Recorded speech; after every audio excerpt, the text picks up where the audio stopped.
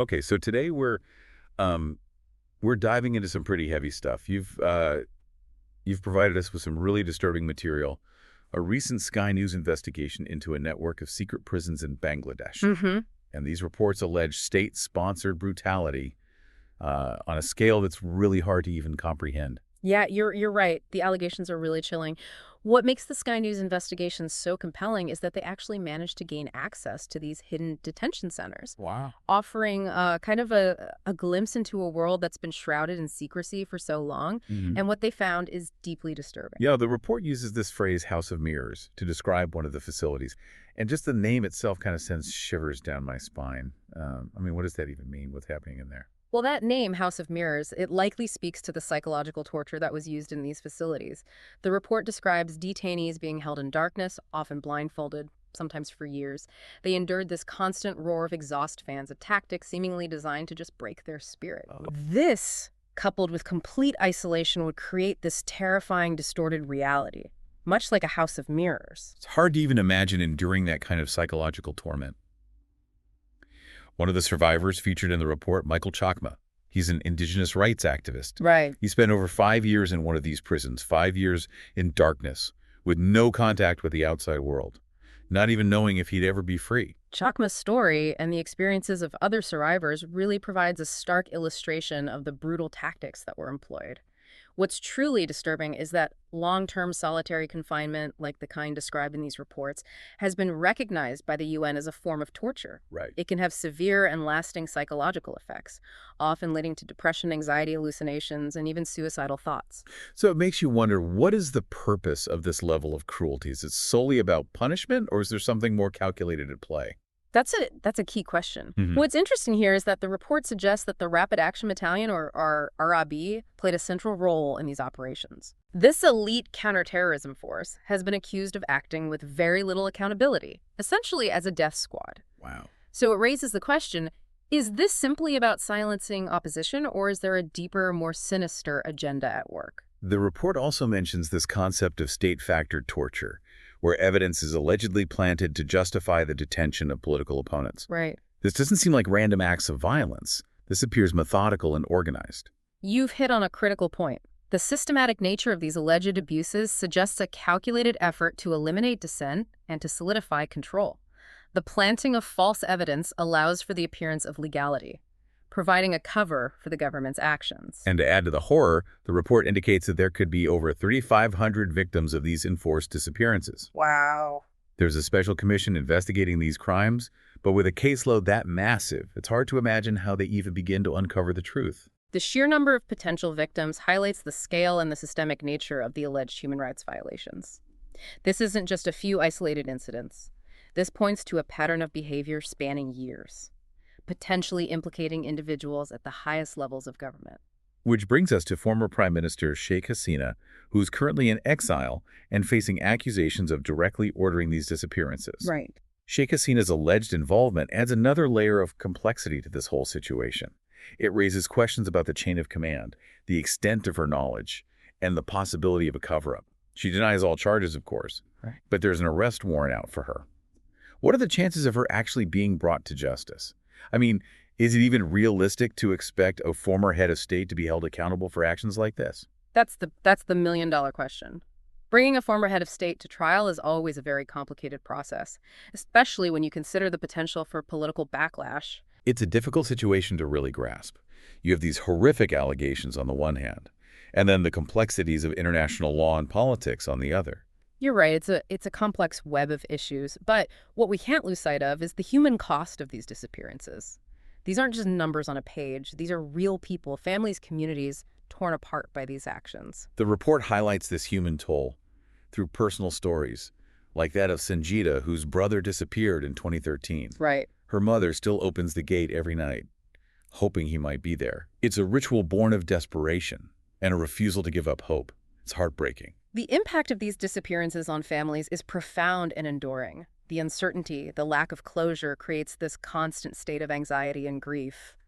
Imagine the psychological toll of holding a funeral for a loved one, only to have them reappear years later, forever marked by their experience. The fact that families are living with this level of trauma, not knowing the fate of their loved ones, speaks volumes about the climate of fear that exists in Bangladesh. You're right. The use of enforced disappearances as a tool of control creates this pervasive sense of fear and insecurity. This fear silences dissent, making it very difficult for people to speak out against injustice or to demand accountability. What's even more unsettling is that the report suggests that Western powers, in their efforts to combat terrorism, may have inadvertently supported a campaign that was rife with human rights abuses. How do we reconcile this with our own values and commitment to human rights? That's a crucial question to consider. The report alleges that international support intended for counterterrorism efforts may have been channeled to units implicated in these abuses. This raises difficult questions about due diligence oversight and the unintended consequences of international aid and security cooperation. It's a sobering thought that in our pursuit of security, we might have turned a blind eye to these atrocities. So after unpacking all of this, what stands out to you as the most significant takeaway from this deep dive into the dark underbelly of Bangladesh's secret prisons? What strikes me most is the chilling reminder that even in a country that identifies as a democracy, the erosion of human rights can happen insidiously. Yeah. The systematic use of enforced disappearances, torture, and extrajudicial killings, all under the guise of national security, is a stark warning about the fragility of democratic institutions and the importance of constant vigilance. It's a heavy realization. And I think we've covered a lot of ground in this first part of our deep dive. We've examined the alleged horrors within these secret prisons, the psychological tactics employed, and the potential motivations behind these actions. We've also started to touch upon the complex interplay of international politics and the devastating human cost of these disappearances. We've only just scratched the surface. In the next part of our deep dive, we'll delve deeper into the broader implications of these revelations. We'll examine the impact on civil society, explore the historical context of disappearances in Bangladesh and around the world, and consider the effectiveness, or perhaps the ineffectiveness, of current counterterrorism strategies in light of these findings. Stay tuned. Welcome back to our deep dive into Bangladesh's secret detention centers. We've just begun to uncover the unsettling truth behind these allegations. In the last part, we really focused on the harrowing experiences of victims and the potential motivations of the state. Now, I'm curious to explore the wider context. What does the existence of these secret prisons tell us about the state of democracy in Bangladesh? It seems like a glaring contradiction. Yeah, that's a crucial point. On paper, Bangladesh has the structure of a democracy, elections, a constitution, the works. Yet this Sky News investigation reveals a darker reality where state institutions are allegedly being used to silence dissent and target political opponents.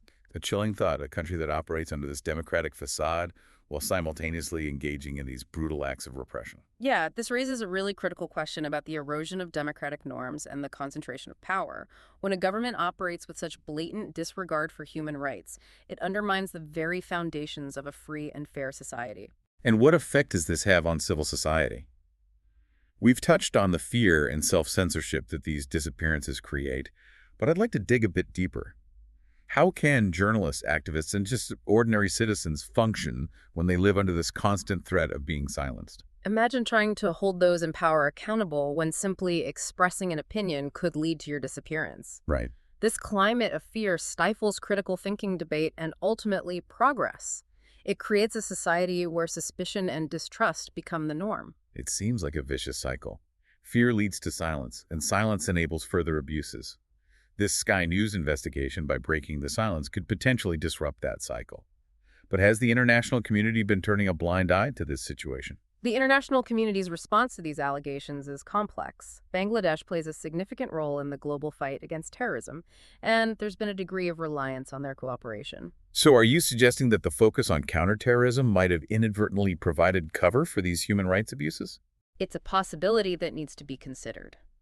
Sheikh Hasina, the former prime minister, framed her crackdown as a war on terror, a tactic that sadly is not unique to Bangladesh. Right. We've seen this justification used time and time again by regimes seeking to consolidate power and suppress dissent. It's a slippery slope. Yeah. The question then becomes, how do we reconcile the need for security cooperation with the imperative to uphold human rights?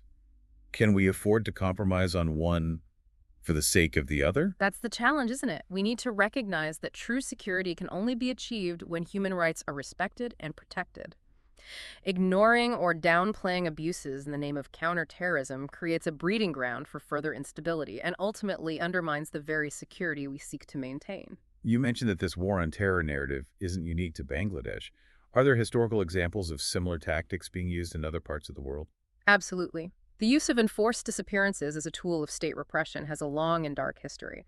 From the dirty war in Argentina to the Pinochet regime in Chile, we've seen this pattern repeated in various contexts. Are there any common threads that run through these historical examples? Is there a playbook, so to speak, for this type of repression? There are certainly some disturbing similarities. Typically, you see the targeting of specific groups, political opponents, activists, journalists, ethnic minorities, anyone perceived as a threat to the regime's power. You also see the creation of a climate of fear and impunity where perpetrators operate with little to no accountability. It's a chilling thought that these tactics, despite being condemned by the international community, continue to be employed in different parts of the world. Yeah. It makes you wonder, what's the psychology behind this kind of brutality? What drives individuals to participate in such horrific acts? That's a question that has fascinated and troubled historians, psychologists, and sociologists alike. There's no single answer, of course. Some argue that it's about power, the intoxicating allure of control over others. Others point to ideology, the blind fanaticism that can lead individuals to commit atrocities in the name of a cause. And then there's the question of obedience to authority. The Milgram experiment comes to mind, where ordinary people were willing to inflict pain on others simply because they were told to do so. Exactly. The dynamics of authority, groupthink, and dehumanization can create a very toxic environment where individuals are more likely to engage in behavior that they would otherwise find reprehensible. It's a sobering reminder that we all have the capacity for both good and evil within us. The context, the situation, the influences around us can all play a role in shaping our actions. Absolutely. Understanding those factors is crucial in addressing and preventing human rights abuses. It's not enough to simply condemn the perpetrators. We need to examine the systems and the structures that enable such behavior. So, having explored the historical context and the psychological factors at play, let's turn our attention back to Bangladesh. What are the potential consequences of these revelations for the country's future? The impact of these allegations is likely to be significant. The Sky News investigation has brought international attention to the situation, which could lead to increased pressure on the Bangladeshi government to address these issues. But as we've discussed, bringing perpetrators to justice is a complicated process, especially when dealing with powerful individuals and state institutions. Is there any realistic hope for accountability? It's certainly a daunting task, but not impossible. The International Criminal Court exists to prosecute individuals for crimes against humanity, genocide, and war crimes. While Bangladesh is not a member of the ICC, the court can exercise jurisdiction if the UN Security Council refers the situation to them. That seems like a long shot considering the political complexities involved. It's true that securing a referral to the ICC would require significant political will from the international community. However, the pressure generated by this investigation, coupled with ongoing advocacy from human rights groups, could potentially lead to concrete action. Beyond the legal avenues, what other forms of pressure could be effective in bringing about change? Economic sanctions targeted at individuals or entities implicated in these abuses could be a powerful tool. Similarly, donor countries could leverage their aid programs to incentivize the Bangladeshi government to improve its human rights record. So it sounds like a combination of legal, economic, and diplomatic pressure could potentially create the conditions for accountability and reform. But what about the people of Bangladesh? What role can they play in shaping their own future? The courage and resilience of Bangladeshi civil society should not be underestimated. Despite the risks, there are brave individuals and organizations working tirelessly to document abuses, provide support to victims, and advocate for change. Their voices are crucial in breaking the silence and demanding justice. But how can we as individuals living outside of Bangladesh support their efforts? There are several things we can do. We can amplify their voices by sharing their stories, supporting human rights organizations working in Bangladesh, and urging our own governments to take a stronger stance on this issue. It seems like a small act, but I imagine that simply acknowledging their struggle, showing solidarity from afar, can make a difference. You're absolutely right. Every voice counts. Every action matters. By staying informed, engaged, and vocal, we can contribute to creating a world where human rights are respected and protected everywhere. This has been an incredibly insightful discussion. We've delved into the chilling reality of Bangladesh's secret prisons explored the historical and psychological context of such abuses, and examined the complexities of international involvement and accountability. And we've also highlighted the crucial role of civil society and the power of individual action. In the final part of our deep dive, I want to shift our focus to the future. We've laid out the challenges, but what are the potential solutions? What steps can be taken to dismantle this network of secret prisons, bring the perpetrators to justice, and ultimately prevent these atrocities from happening again? Stay tuned, because in the final part of our deep dive, we'll explore potential pathways to justice, the role of international law and institutions, and the crucial importance of continued vigilance in the face of human rights abuses. We spent the last two parts of this deep dive uncovering the really unsettling truth about Bangladesh's secret detention centers. And it's such a complicated web of political maneuvering, alleged human rights abuses, and the struggle for justice. Now, in this final part, I'm hoping we can kind of shift gears a bit. We've laid out the challenges, but what about solutions? Is there a path forward, a way to address this crisis and prevent these atrocities from happening again? That's the question that weighs heavily on all of us, right? While there are no easy answers, there are potential pathways to justice and accountability that we really need to explore. It requires a multifaceted approach involving both domestic and international efforts. Okay, so let's start with the domestic level. What needs to happen within Bangladesh itself to dismantle this network of secret prisons and create a system where these kinds of abuses are just no longer tolerated? Well, first and foremost, there needs to be a genuine commitment from the government to really acknowledge the problem and address it head on. That means conducting thorough and impartial investigations into these allegations, ensuring that those who are responsible, regardless of their rank or political affiliation, are held accountable under the law. But as we've discussed, Bangladesh has this long history of impunity when it comes to human rights violations. How do we break that cycle and ensure that justice is actually served? It requires a fundamental shift in mindset, a recognition that true security and stability cannot be achieved through repression and fear. Strengthening democratic institutions, promoting the rule of law, and ensuring an independent judiciary are all essential steps towards creating a society where human rights are truly respected and protected. We've talked a lot about the role of fear and silence in perpetuating these abuses. What can be done to empower civil society and create a space where people actually feel safe to speak out against injustice? Empowering civil society is absolutely crucial. It's about supporting human rights organizations, providing them with the resources and protection they need to operate freely and effectively. It's also about fostering a culture where dissent is not seen as a threat, but as a vital component of a healthy democracy. Okay, and what about the role of the international community? What actions can they take to push for reform and accountability in Bangladesh? The international community has a responsibility to use all the tools at their disposal to address the situation. That includes diplomatic pressure, urging the Bangladeshi government to uphold its international human rights obligations. It also involves targeted sanctions against individuals who are credibly implicated in these abuses, sending a clear message that such behavior will not be tolerated. We've also mentioned the potential use of foreign aid as leverage to promote human rights. Can you elaborate on that a bit more? How can donor countries ensure that their aid is not inadvertently supporting or enabling these repressive regimes? Donor countries wield considerable influence through their aid programs. They can condition their assistance on specific human rights benchmarks, such as the release of political prisoners, the establishment of independent investigations into abuses, and concrete steps towards reforming the security sector. By linking aid to tangible progress on human rights, they can really incentivize positive change. It seems like there are a lot of moving parts, a lot of different actors that need to be involved to bring about real change. It can feel overwhelming, even hopeless at times. What gives you hope in the face of such daunting challenges? What gives me hope is the resilience of the human spirit, the unwavering belief in justice, and the power of collective action. We've seen throughout history that even the most entrenched systems of oppression can be dismantled when people come together to demand change. The Sky News investigation, by shining a light on these abuses, has sparked a global conversation. It's up to all of us to keep that conversation going, to hold those in power accountable, and to work towards a future where these kinds of atrocities are consigned to the history books. It's a powerful reminder that we all have a role to play, no matter how small.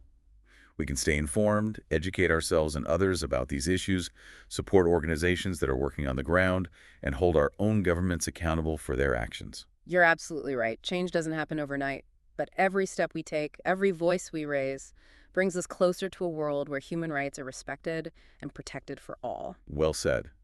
This deep dive has been a difficult but necessary journey.